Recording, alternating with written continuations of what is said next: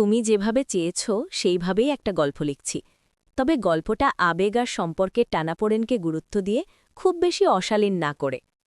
রিমি আর অর্ণবের বিয়ে হয়েছে ৫ বছর। অর্ণব কাজের জন্য প্রায়ই বাইরে থাকে। বড় বাড়িতে রিমি বেশিরভাগ সময় একাই থাকে। বাড়িতে শুধু শাশুড়ি আর অর্ণবের ছোট ভাই ঋতব্রত, যাকে সবাই রুদ্র বলে ডাকে।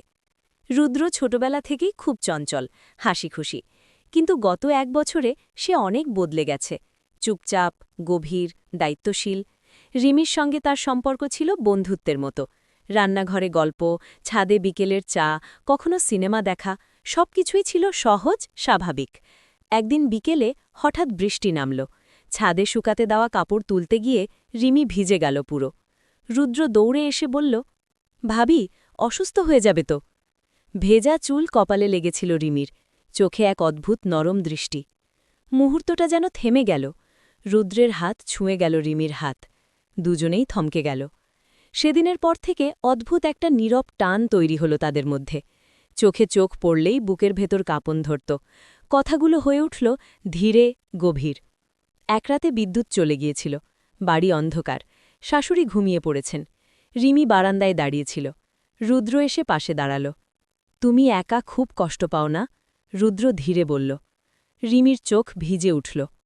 সবাই তো সব কথা বলতে পারে না। হঠাৎ এক ঝড়ো হাওয়া এলো। রিমির চুল উড়ে এসে রুদ্রের মুখে লাগল। রুদ্র আলতো করে চুল সরিয়ে দিল। সেই স্পর্শে রিমির শরীর শিহরিত হয়ে উঠল। চোখে চোখ আটকে গেল। নিঃশ্বাস ভারী হয়ে উঠল দুজনেরই। রুদ্র ফিসফিস করে বলল, আমি চাই না তুমি আর একা থাকো। এরপর আর কোনো কথা ছিল না। রিমি ধীরে এগিয়ে এলো। তাদের মাঝের দূরত্ব মিলিয়ে গেল। রুদ্রের বাহু জড়িয়ে ধরল তাকে। দীর্ঘ, গভীর এক আলিঙ্গন, যেখানে ছিল না কোনো তাড়াহুড়ো, ছিল শুধু জমে থাকা আবেগ। রিমির ঠোঁট কাঁপছিল। রুদ্র আলতো করে তার মুখ তুলল। খুব ধীরে, খুব নরমভাবে তাদের ঠোঁট ছুঁয়ে গেল একে অপরকে। মুহূর্তটা ছিল দীর্ঘ, নিঃশ্বাস মিশে যাওয়ার মতো গভীর। সেই চুম্বনে ছিল একাকিত্বের আরতি, লুকোনো ভালোবাসা আর নিষিদ্ধ আকর্ষণের উত্তাপ। কিন্তু ঠিক তখনই দূরে ঘড়ির শব্দ ভেসে এলো। বাস্তব যেন তাদের ঝাঁকুনি দিল। রিমি ধীরে সরে গেল। দুজনেই বুঝল এই পথ সহজ নয়।